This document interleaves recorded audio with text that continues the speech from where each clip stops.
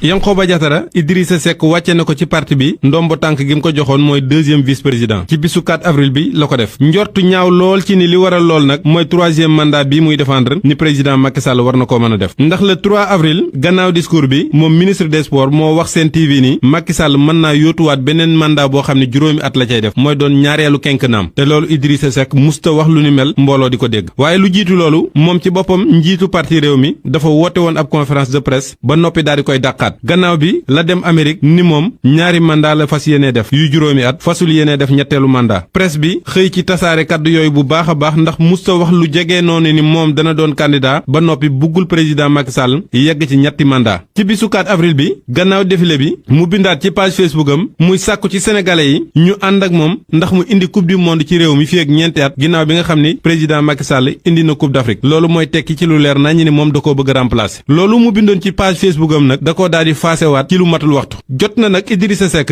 bàyyi nit ñi muy foyee ak yëfi xale yi muy def yaar la soxla fi mu ne nii benn bi mooy am fit ndax mel na ni ñemewul li muy bëgg a def am fitu wax ni man candidat laay doon bi ci topp mooy waxin wi bu koy wax mu wax ko ci waxinu set wecc ñëpp xam na ni mbër lay doon te d'accordul itam ci ñetteelu mandat bu fekkee d'accordu ci waaye wiiri wiiri beeg wax ju sotit ji moom doy na sëkk